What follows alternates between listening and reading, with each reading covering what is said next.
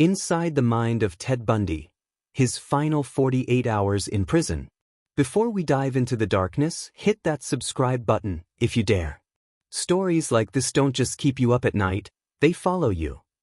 The rain hammered the razor-wired fences of Florida State Prison as if the entire sky was trying to warn the guards inside.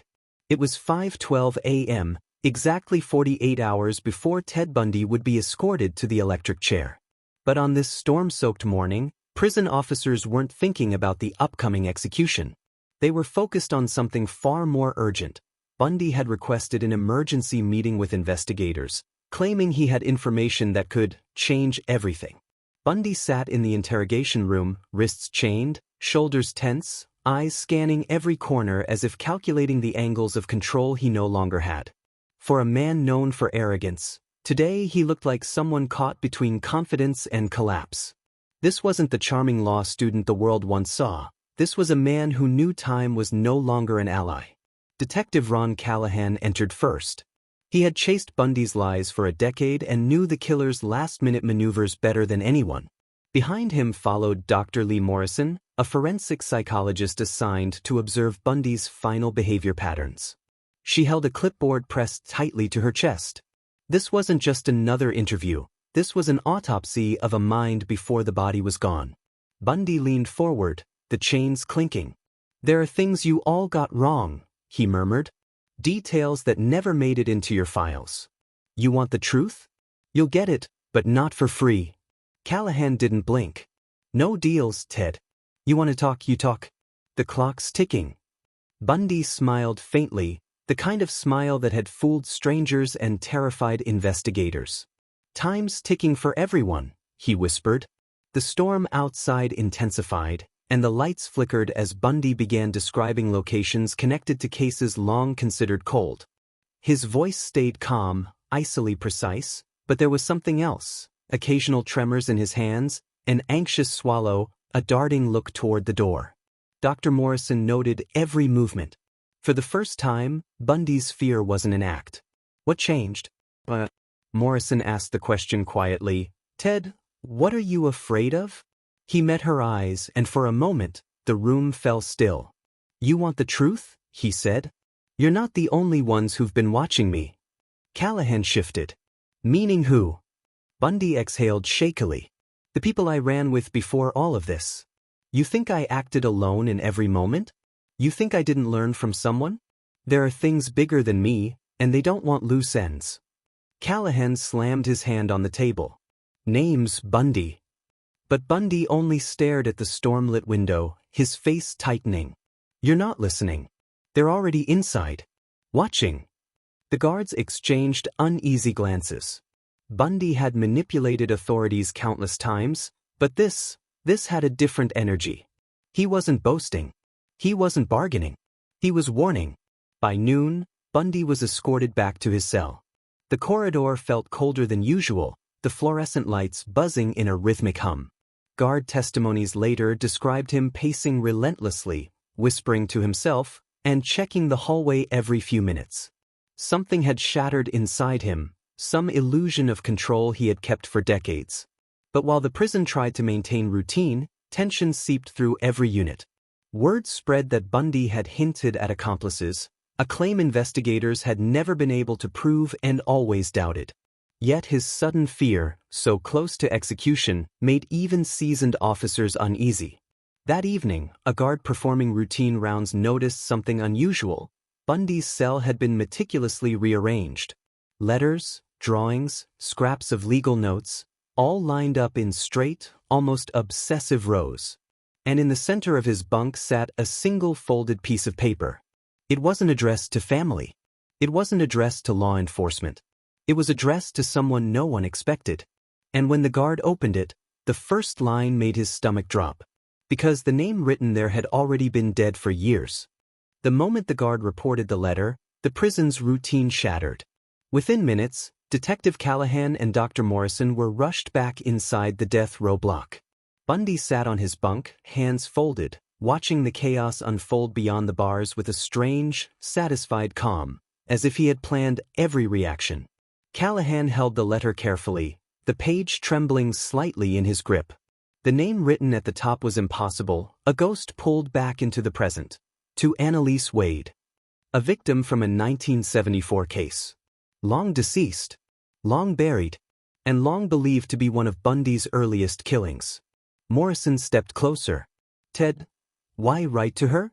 Bundy lifted his gaze slowly, the faintest glimmer in his eyes. Maybe you should ask why I'm writing to anyone at all. Callahan unfolded the note, scanning the text. The message wasn't a confession. It wasn't an apology. It was a warning. You were right about the patterns. You just didn't look far enough. I was never the beginning. And I'm not the end. Callahan felt his pulse spike. Enough games, Bundy. Who are you pointing to? Who taught you? Who helped you? Bundy leaned back against the wall, chains dragging across concrete. You think I'll hand you answers because I'm scared?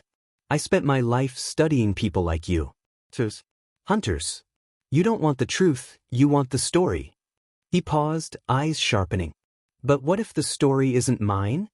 The tension in the cell block thickened. The storm outside had turned violent, thunder cracking against the metal infrastructure of the prison. Lights flickered again. Every sound echoed as if the walls were listening. Morrison crouched beside the bars, lowering her voice. Your time is running out. If there's something dangerous beyond you, something connected to your crimes, you can stop it. You can do something meaningful with the hours you have left. Bundy tilted his head, studying her. Meaningful, that's a nice word. But you don't understand. His voice softened to a whisper. Some things don't disappear. Even when the man in the mirror does. Before she could respond, a sudden alarm blared across the prison. Metal doors slammed shut, and guards rushed down the corridor. Callahan spun around. What now? A supervisor sprinted toward them. A storage room on C block was found open. No forced entry. Someone was inside, and left something behind. Bundy's eyes sparked with something dark. Callahan and Morrison followed the officers through a maze of halls until they reached an old maintenance room. The door hung slightly ajar. Inside, dust floated in the beam of a guard's flashlight. A small metal locker stood open, and inside it was a bundle wrapped in cloth. Callahan unrolled it cautiously. Inside were old crime scene photographs, ones from Bundy's earliest cases, thought to have vanished decades earlier. The images were pristine, stored with care. Bundy shouldn't have had access to them. They shouldn't even exist inside the prison. Morrison felt her breath hitch. This wasn't Ted, someone planted these. Recently. Pinned beneath the photographs was a yellowed newspaper clipping from 1972. A missing person case. A young woman named Eleanor Ricks. She disappeared 2 years before Bundy's confirmed timeline.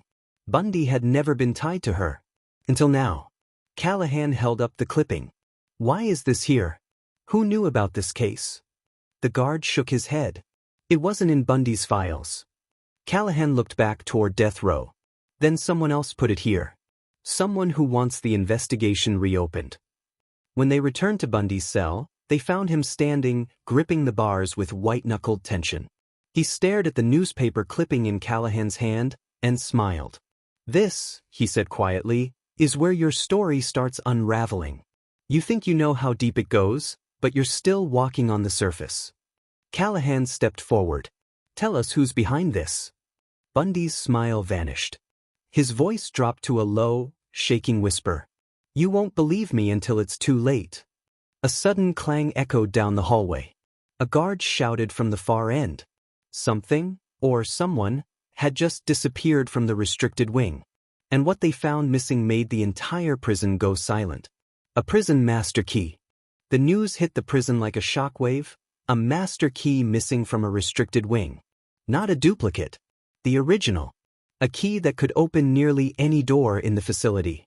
Panic rippled through the staff, orders barked in overlapping shouts, radios crackling with urgent commands.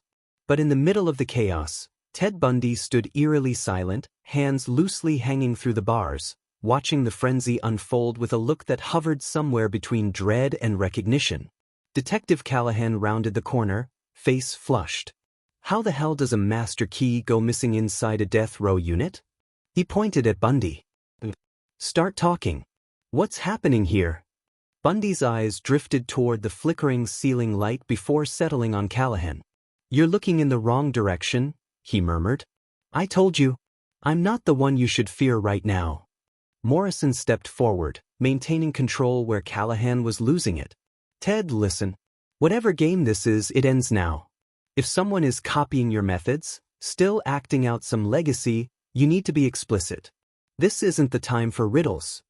Bundy's expression shifted, not mocking, not smug, but hollow. You think I want this? He said. You think I'm enjoying what's about to happen? He exhaled shakily. I didn't create this person. I was created by them. Callahan froze. Meaning what? Someone trained you? Bundy hesitated, then nodded. Before he could elaborate, the intercom crackled. Lockdown. All units. Suspected intruder in South Corridor. The announcement ended with a static hiss that made the hairs on everyone's arms rise. Callahan's voice dropped. If there's someone inside this prison copying Bundy's crimes, they won't stop at theatrics. A thunderclap rattled the windows. Then, the power went out. Every hallway drowned in darkness as red emergency lights flickered on, casting death row in long, blood-colored shadows. Boots pounded in the distance as officers scrambled in half-light. Morrison's radio buzzed. South Corridor clear, nothing found. Repeat, nothing found. Nothing found. And yet a master key was gone. Crime scene photos were planted. A decades-old clipping appeared. Someone was leaving breadcrumbs meant for one man.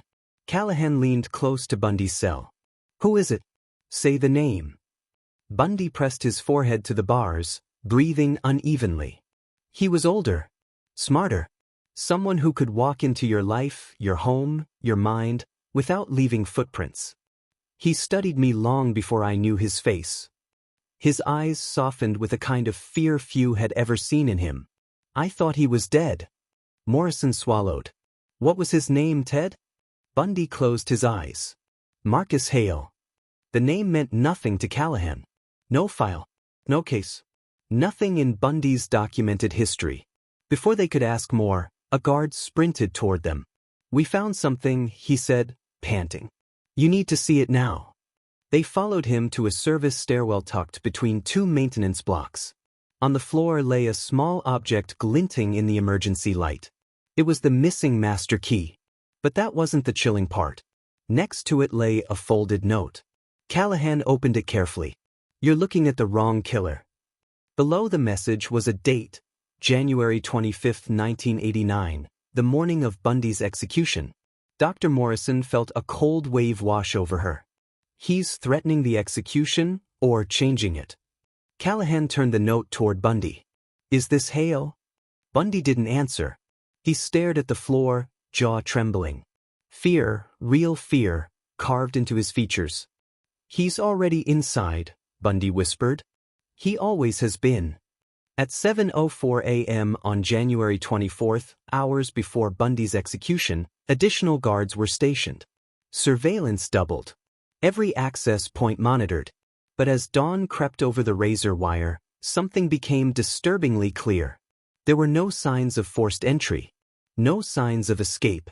No fingerprints. No intruder captured on any camera. Whoever planted the key never appeared on surveillance. As officers prepared to transfer Bundy for his final pre-execution check, Callahan lingered near the cell. Why target you now? Bundy looked up, eyes empty. Because the world thinks the story ends with me. He paused, voice cracking. He wants you to know it doesn't.